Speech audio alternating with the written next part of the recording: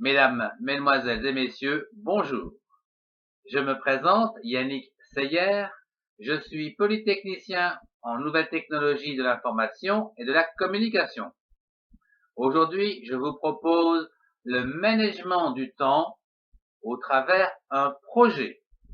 Excellent cours à tous.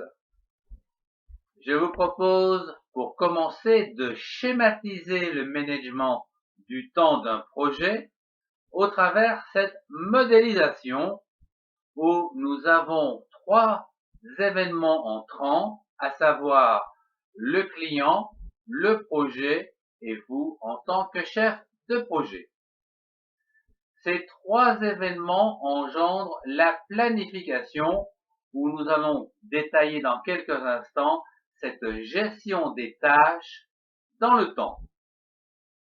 À partir de cette planification, eh bien, constamment, nous pouvons avoir un suivi avec le client, une gestion des ressources, des risques et des mesures à adopter en cas de dérapage, et bien sûr, le budget.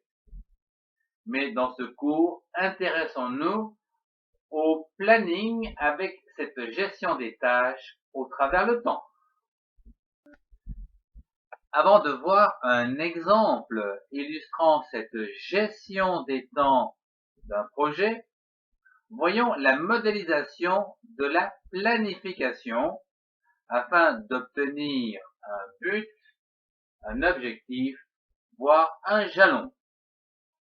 Je vous propose de partir de 4 événements précurseurs, à savoir les tâches, les durées, les délais et les relations, afin d'obtenir en résultat l'ordonnancement de ces tâches, la représentation graphique de ces dernières, et à l'aide des durées et des délais et des relations, la durée totale ou le chemin critique de votre projet. À l'aide de cette durée totale de votre projet et une date butoir imposée par votre client, vous allez pouvoir en déduire le calendrier. Voyons ceci au travers un exemple relativement simple.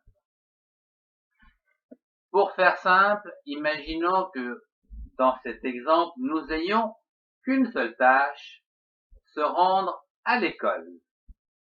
Ici, la date butoir pour se rendre à l'école, ça sera 1 heure, à savoir 8h30.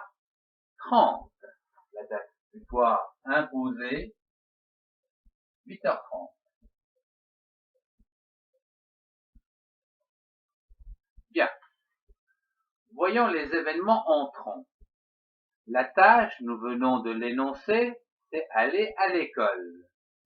La durée, vous estimez la durée, en général, en moyenne, 30 minutes.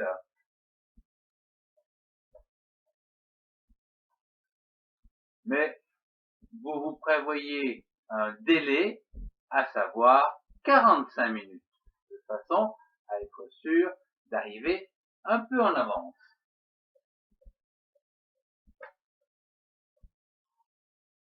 La relation, ici, il n'y en a pas, étant donné que nous parlons d'une seule tâche. L'ordonnancement, eh bien, c'est notre tâche qui va être l'ordonnancement sur une seule ligne. La représentation graphique, idem. Quant à la durée totale, nous prendrons le chemin critique le plus long, à savoir 45 minutes. Ce qui veut dire qu'au niveau de notre calendrier, à partir de cette date ou cette heure butoir, de 8h30,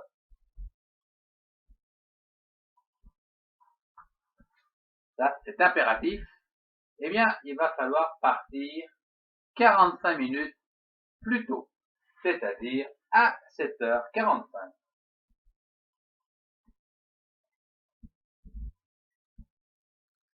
Voilà donc schématiquement une représentation très simple de façon à comprendre d'une part, donc, à partir des événements entrants, les résultats, ou du moins les sous-résultats, et à partir des sous-résultats et une date ici butoir, le calendrier qu'il va falloir fixer de façon à partir à temps pour arriver dans les temps. Revoyons cet exemple avec plus de détails. Ici, nous avons deux jalons, à savoir être prêt pour le départ à l'école, et le deuxième jalon sera le trajet. Pour le premier jalon, donc le premier sous-objectif, il va falloir s'habiller, et nous considérons qu'ici nous avons besoin de 10 minutes, et se rendre à la voiture 10 minutes.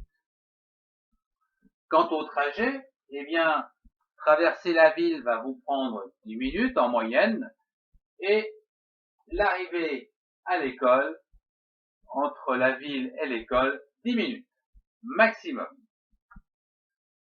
Nous avons une heure butoir de 8h30, ce qui veut dire qu'ici, au plus tard, il sera 8h30. De manière à remonter le temps pour savoir à quelle heure nous devons nous habiller ou à quelle heure nous devons réaliser le trajet, eh bien, ici, nous allons constituer le calendrier. Si notre arrivée doit être 8h30, nous pouvons prendre éventuellement donc un délai de 15 minutes. On est d'accord. Ce qui veut dire que notre objectif ne sera plus d'arriver à 8h30, mais au plus tôt, disons 8h15. Donc, 8h15. Pour arriver à 8h15, il faut donc que nous ayons traversé la ville 10 minutes plus tôt. Ce qui veut dire qu'ici, 8h05.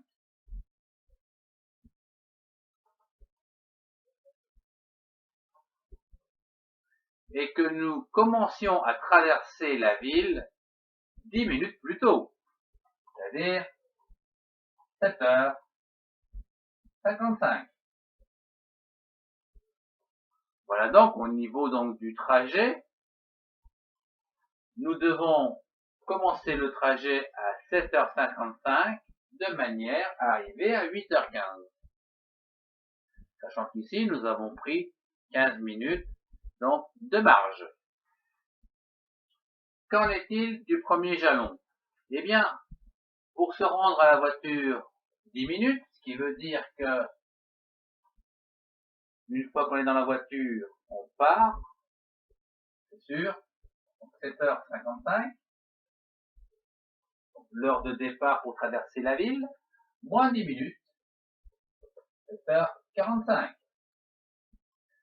Donc, il faut se rendre à la voiture au plus tard à 7h45. Ce qui veut dire que l'on doit s'habiller 10 minutes plus tôt.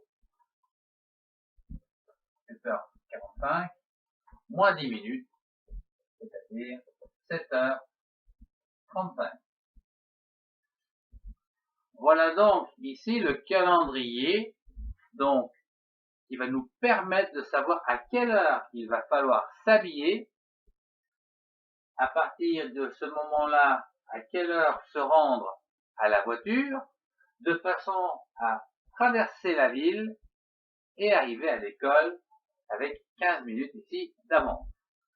Le temps imparti pour ce cours se termine. Je vous remercie de votre attention. Au revoir et à très bientôt.